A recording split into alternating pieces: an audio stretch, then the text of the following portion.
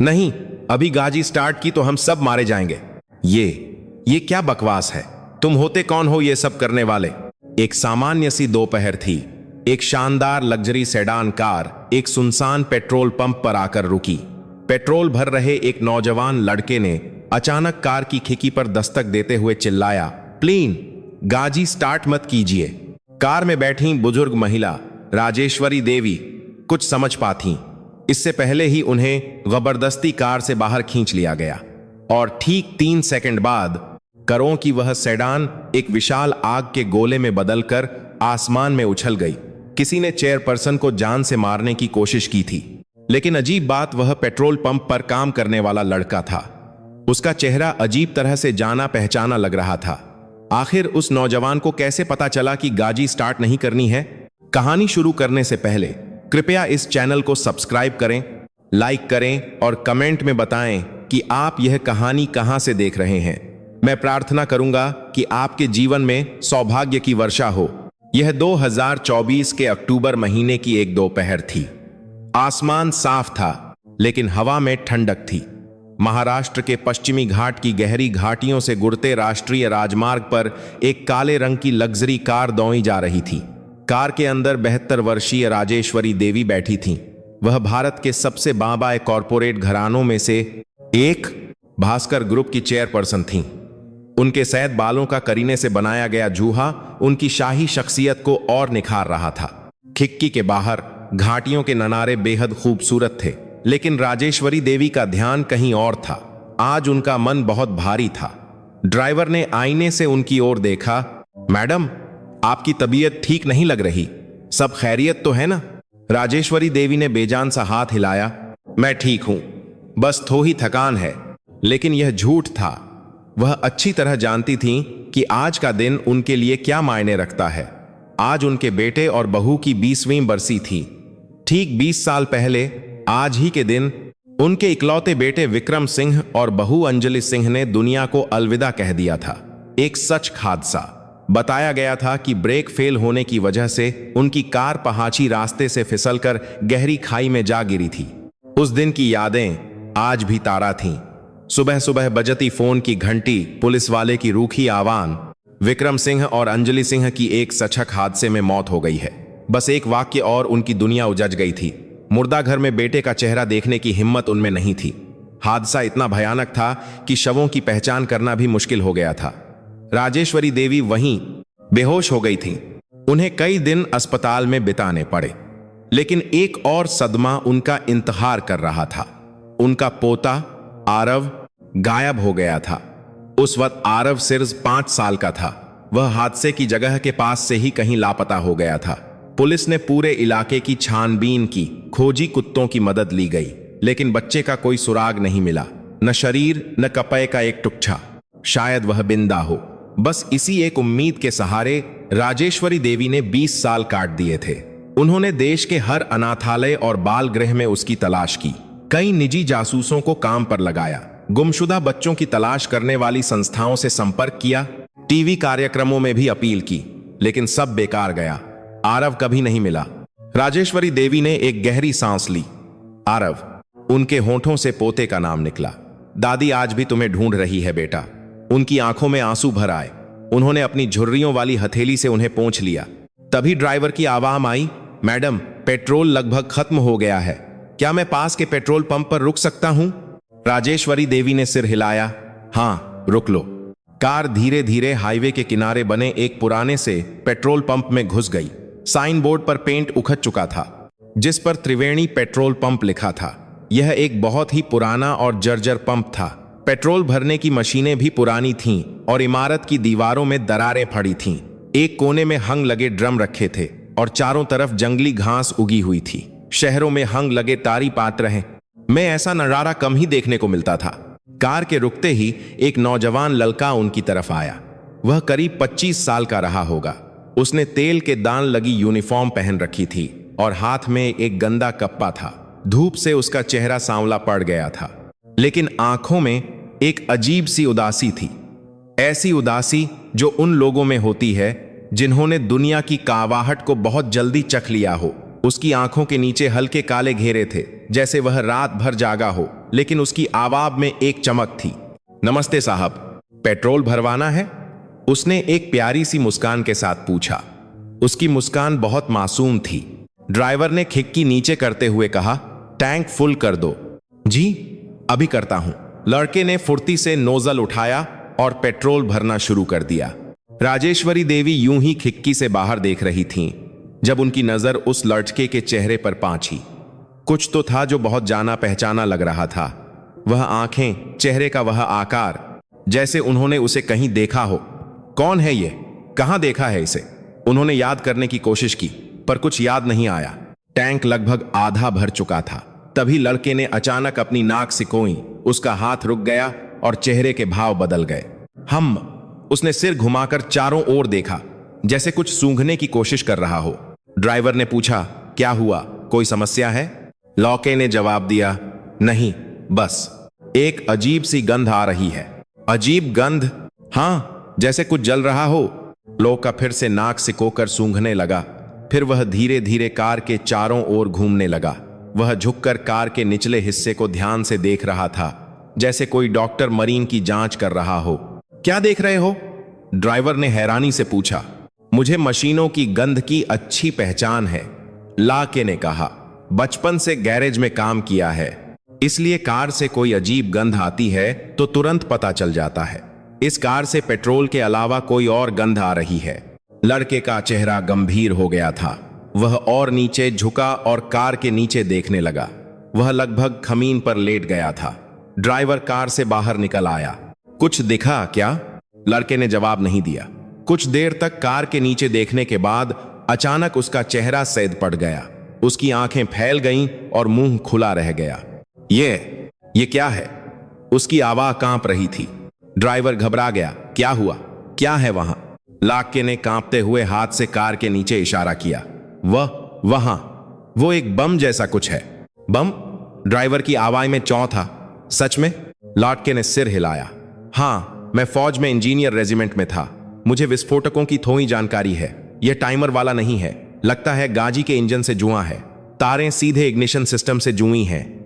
उसकी आवाज तेज हो रही थी। तभी कार के अंदर से राजेश्वरी देवी की आवाज आई, बाहर क्या हो रहा है? इतनी देर क्यों लग रही है? उनका हाथ अनजाने में ही कार के स्टार्ट बटन की तरफ बढ़ा। शायद वह आस ही चलाना चाहती थी। लड़के की आंखें फैल गईं। उसका दिल धक से रह गया। नहीं, वह चीखा। उसकी चीख पूरे पेट्रोल पंप में गूंज गई। वह बिजली की तेजी से कार की तरफ भागा। उसने दरवाजा खोला और राजेश्वरी देवी का हाथ पकड़ लिया। यह क्या बदतमीजी है? छोड़ो मुझे, राजेश्वरी देवी गुस्से से चिल्लाईं। लेकिन लाके ने उनका हाथ नहीं छोड़ा। नीचे उतरिए, अभी, इसी वक्त। तुम जानते नहीं मैं कौन हूं, लाचके ने बेबसी से कहा। मैडम, अभी गाजी स्टार्ट की तो वो फट जाएगी। कार के नीचे बम लगा है। क्या? राजेश्वरी देवी का चेहरा सन्न रह गया। जल्दी, वक्त नहीं है। लड़के ने उन्हें लगभग गोद में उठाकर कार से बाहर निकाला। ड्राइवर भी उनकी मदद के लिए दौड़ा। वे तीनों पेट्रोल पंप की इमारत की ओर भागे। और दूर चलिए, लक्का चिल्लाया। वे इमारत के पीछे एक कंक्रीट की दीवार की आह में छिप गए। तीनों हाफ रहे थे। राजेश्वरी देवी गुस्से से आग बबूला थीं। ये क्या मनाक है? कहां है बम? मैं अभी पुलिस को बुलाती हूं। लाके ने सिर झुका लिया। मां कीजिए, लेकिन मैंने सच में देखा है। एक काला बक्सा था और तारें इंजन से जुड़ी थीं। सबूत के बिना मैं कैसे मान लूं? राजेश्वरी देवी ने मुंह बिचकाया। मेरा कितना कीमती वक्त बर्बाद कर दिया। वह जैसे ही मुड़ने वाली थीं, तभी धड़ाम, एक कान फाड़ देने वाला धमाका हुआ। हमीन कांप उठी। तीनों ने डर के मारे सिर झुका लिया। आग की लपटें आसमान छू रही थीं। राजेश्वरी देवी की काली लग्जरी कार एक विशाल आग के गोले में बदल चुकी थी। धुएं का एक काला बादल आसमान में फैल गया। हे भगवान! ड्राइवर का मुंह खुला का खुला रह गया। सच में फट गई। राजेश्वरी देवी वहीं खमीन पर बैठ गईं। वह सुन्न होकर जलती हुई कार को देख रही थीं। उन्हें यकीन नहीं हो रहा था। अगर वह उस कार में होती, अगर उन्होंने स्टार्ट बटन दबा दिया होता। उनका पूरा शरीर कांप रहा था। चेहरा सैद पा गया था। मैं मरते मरते बची। जिस सीट पर वह कुछ देर पहले बैठी थीं, अब वह धधकती आग की लपटों में घिरी थी। लोका उनके पास आया। आप ठीक तो हैं दादी जी? उसकी आवाज में चिंता थी। राजेश्वरी देवी ने उसकी तरफ देखा। वही लड़का जिसे वह कुछ देर पहले धोखेबान कह रही थी, उसी ने उनकी जान बचाई थी। तुमने मुझे। उनकी आवाज भर्रा गई, आंखों से आंसू बहने लगे। 72 साल की जिंदगी में वह कभी किसी के सामने नहीं रोई थीं, लेकिन आज आंसू रुक नहीं रहे थे। शुक्रिया, उन्होंने बस इतना ही कहा, बहुत बहुत शुक्रिया। नहीं दादी जी, लड़के ने सिर हिलाया। मैंने बस वही किया जो मुझे करना चाहिए था। उसने अपनी फटी हुई आस्तीन से माथे का पसीना पोंछा। धमाके में शायद कोई टुकड़ा लग गया था, उसकी बांह से हल्का खून बह रहा था, पर उसने ध्यान नहीं दिया। पहले 101 पर फोन करना होगा, लाटके ने शांति से कहा और इमारत की तरफ भागा। राजेश्वरी देवी उसे जाते हुए देखती रहीं और सोचती रहीं, कौन है ये लाटका और इसका चेहरा इतना जाना पहचाना क्यों लग रहा है। तभी उन्हें 20 साल पुराना हादसा याद आया। उनके बेटे बहू की मौत, ब्रेक फेल होना, क्या वह भी एक साजिश थी? जल्द ही पुलिस और फायर ब्रिगेड की गाड़ियां पहुंच गईं। चारों तरफ अफरा तफरी मच गई। पुलिस ने उनसे पूछताछ शुरू की। किसी ने मेरी कार में बम रखा था, यह कहते हुए भी राजेश्वरी देवी को यकीन नहीं हो रहा था। पुलिस की बम निरोधक टीम ने जांच शुरू की। राजेश्वरी देवी को एम्बुलेंस में बिठाया गया। उन्हें कोई चोट नहीं आई थी, लेकिन सदमे से उनका ब्लड प्रेशर बढ़ गया था। तभी वह लड़का एक गिलास पानी लेकर आया। दादी जी, पानी पी लीजिए। पानी पीकर उन्हें थोड़ा सुकून मिला। शुक्रिया बेटा। उन्होंने एक बार फिर लड़के को देखा, वही जाना पहचाना एहसास। पुलिस अधिकारी उनके पास आया। मैडम, शुरुआती जांच में पता चला है कि यह एक हाई ग्रेड मिलिट्री विस्फोटक था।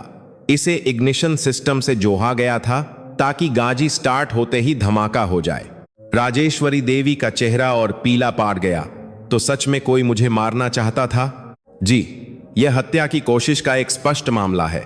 पुलिस ने उनसे दुश्मनी या धमकियों के बारे में पूछा।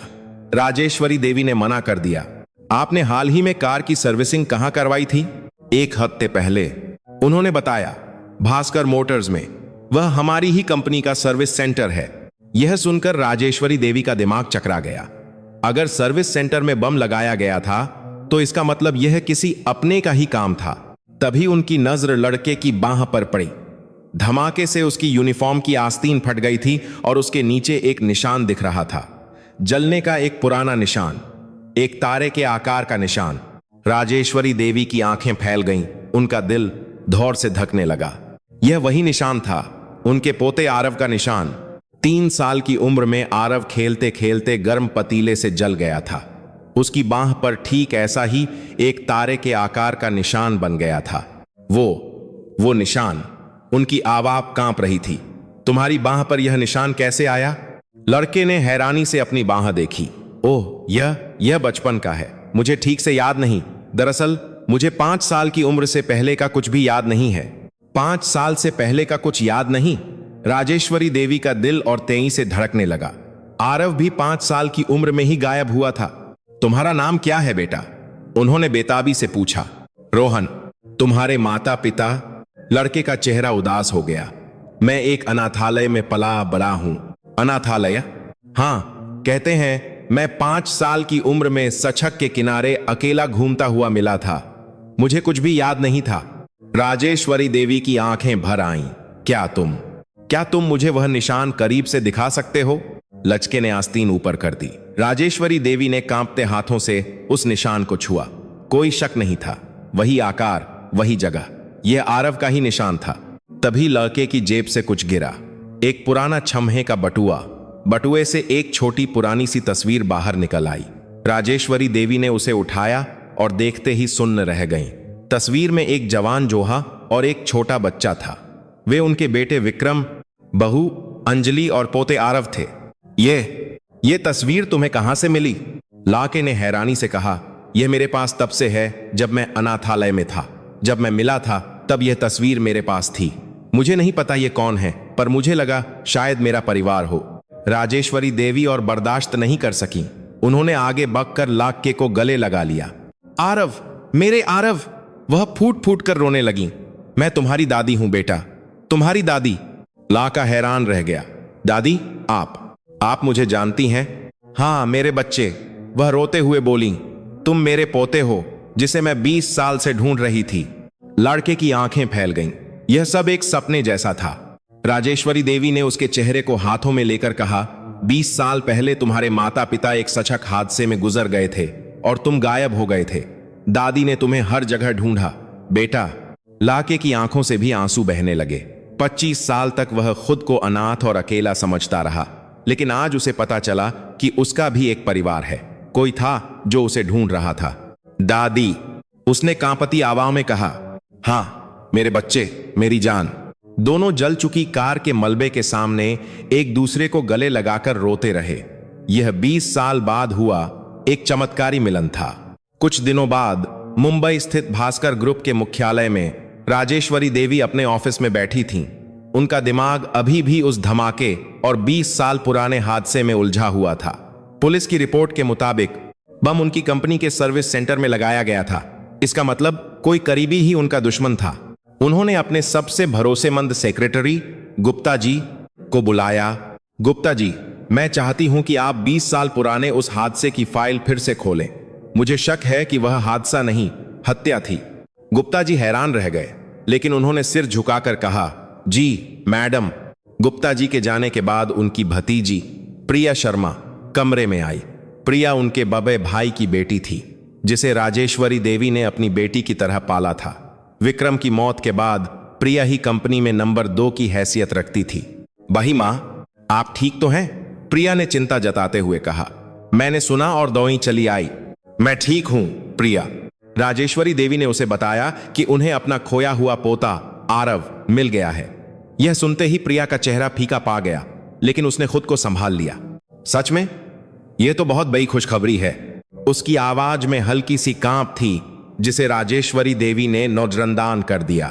प्रिया के जाने के बाद राजेश्वरी देवी को एहसास हुआ कि उसकी आंखों में खुशी नहीं, बल्कि एक अजीब सा खौफ था। कुछ दिन बाद गुप्ता जी जांच की रिपोर्ट लेकर आए। उनके हाथ कांप रहे थे। मैडम, 20 साल पहले विक्रम साहब की कार की सर्विसिंग जिस मैकेनिक ने की थी, उसका नाम रामलाल था। और आपकी कार में बम लगाने वाले सर्विस सेंटर में भी वही मैकेनिक काम करता है। राजेश्वरी देवी की आंखें फैल गईं। गुप्ता जी ने आगे बताया, हमने रामलाल के बैंक खातों की जांच की। 20 साल पहले हादसे के तुरंत बाद उसके खाते में 50 लाख रुपए आए थे, और इस बार धमाके से एक हफ्ते पहले 1 करोड़ रुपए किसने भेजे थे? राजेश्वरी देवी की आवाज सख्त हो गई। गुप्ता जी ने एक लंबा सांस लिया। पैसे भेजने वाले का नाम प्रिया शर्मा है। राजेश्वरी देवी के पैरों तले जमीन खिसक गई। प्रिया, उनकी अपनी भतीजी, जिसे उन्होंने बेटी की तरह प्यार दिया, वही उनके बेटे की कातिल थी। कंपनी और दौलत के लिए उसने अपने ही भाई को मार डाला, और अब वह उन्हें भी रास्ते से हटाना चाहती थी। राजेश्वरी देवी की आंखों में आंसू की जगह अब नजरत और बदले की आग थी। उन्होंने एक योजना बनाई। उन्होंने दुनिया के सामने यह नाटक किया कि उस धमाके के सदमे से वह अपनी याददाश्त और बोलने की शक्ति खो चुकी हैं। वह व्हील चेयर पर आ गईं और एक बेजान शरीर की तरह रहने लगीं। और उन्होंने आरव को, जिसे दुनिया अब भी रोहन के नाम से जानती थी, अपना पर्सनल केयरटेकर बनाकर अपने पास रख लिया। प्रिया यह देखकर बहुत खुश हुई। अब कंपनी पूरी तरह से उसके कब्जे में थी। वह हर रोज अपनी बीमार चाची को देखने आती और उनके सामने मीठी मीठी बातें करती, लेकिन राजेश्वरी देवी उसकी आंखों में जीत की चमक साफ देख सकती थी। आरव का काम सिर्फ अपनी दादी की देखभाल करना नहीं था। उसका असली काम प्रिया पर नजर रखना था। वह अपनी शर्ट की जेब में एक छोटा सा रिकॉर्डर रखता था। एक दिन प्रिया अपनी चाची के कमरे में फोन पर बात कर रही थी। उसे लगा कि राजेश्वरी देवी तो अब कुछ सुन समझ सकती नहीं। उसने आवाज धीमी करने की भी जरूरत नहीं समझी। हाँ रामलाल, वह फोन पर कह रही थी, पुलिस को कुछ नहीं मिलेगा। 20 साल पहले भी तो कुछ नहीं हुआ था। बस कुछ दिन मुंह बंद रखो। आरव ने चुपके से रिकॉर्डर चालू कर दिया। यह बुढ़िया भी पता नहीं कैसे बच गई, प्रिया ने गुस्से में कहा। 20 साल पहले की तरह ही काम साफ सुथरा होना चाहिए था। खैर, अब तो यह हिंदा लाश बन गई है। बस कुछ दिनों में बोर्ड मीटिंग बुलाकर मैं कंपनी की चेयरपर्सन बन जाऊंगी। और हाँ, उस पेट्रोल पंप वाले लाचके का भी कुछ करना होगा। वह व्यादा जान गया है। यह सुनकर आरव का खून खौल उठा। यही औरत उसके माँ बाप की कातिल थी और अब उसकी दादी और उसे भी मारना चाहती थी। उस रात राजेश्वरी देवी और आरव ने कंबल के अंदर लिखकर बातें की। प्रिया 1 हफ्ते में बोर्ड मीटिंग बुलाएगी। राजेश्वरी देवी ने लिखा। उसी दिन हम उसे बेनकाब करेंगे। एक हफ्ते बाद भास्कर ग्रुप के बोर्डरूम में मीटिंग शुरू हुई। सभी डायरेक्टर मौजूद थे। प्रिया मीटिंग की अध्यक्षता कर रही थी। जैसा कि आप सब जानते हैं, चेयरपर्सन राजेश्वरी देवी अब कंपनी चलाने की हालत में नहीं है, इसलिए हमें उन्हें इस पद से हटाना होगा। तभी आरव व्हील चेयर पर राजेश्वरी देवी को लेकर कमरे में आया। वह बिल्कुल बेसुध लग रही थीं। प्रिया ने मन ही मन मुस्कुराते हुए उन्हें एक कोने में बैठने का इशारा किया। तो मैं प्रस्ताव रखती हूं कि प्रिया ने जैसे ही अपनी बात पूरी करनी चाही, आरव ने अपनी जगह से उठकर कहा, 1 मिनट। सब हैरान रह गए। आरव ने एक वायरलेस माइक राजेश्वरी देवी के हाथ में थमा दिया और फिर एक चमत्कार हुआ। राजेश्वरी देवी व्हील चेयर से खड़ी हो गईं। उनकी आंखों में वही पुरानी चमक और आत्मविश्वास था। कौन कहता है कि मैं कंपनी चलाने की हालत में नहीं हूं? उनकी दमदार आवाज पूरे कमरे में गूंज गई। प्रिया का चेहरा सैद पाट गया। वह कांपने लगी। आरव ने लैपटॉप को बही स्क्रीन से जोहा और प्रिया की फोन वाली रिकॉर्डिंग चला दी। 20 साल पहले की तरह ही काम साफ सुथरा होना चाहिए था। रिकॉर्डिंग सुनकर बोर्डरूम में सन्नाटा छा गया। प्रिया के चेहरे पर हवाइयां उड़ने लगीं। यह झूठ है, यह साजिश है, वह चिल्लाई। साजिश? राजेश्वरी देवी उसके सामने जाकर खड़ी हो गईं। तुमने मेरे बेटे को मारा, मेरी बहू को मारा और मेरे पोते को अनाथ कर दिया, और यह सब सिर्फ इस कुर्सी के लिए। प्रिया जमीन पर गिरकर रोने लगी। हाँ, मैंने किया, सब कुछ मेरा होना चाहिए था। तभी दरवाजा खुला और पुलिस अंदर आ गई। उन्होंने प्रिया को हत्या और हत्या की कोशिश के आरोप में गिरफ्तार कर लिया। प्रिया को हथकाजियां पहना दी गईं। बोर्डरूम में राजेश्वरी देवी और आरव एक दूसरे को गले लगाकर रो रहे थे।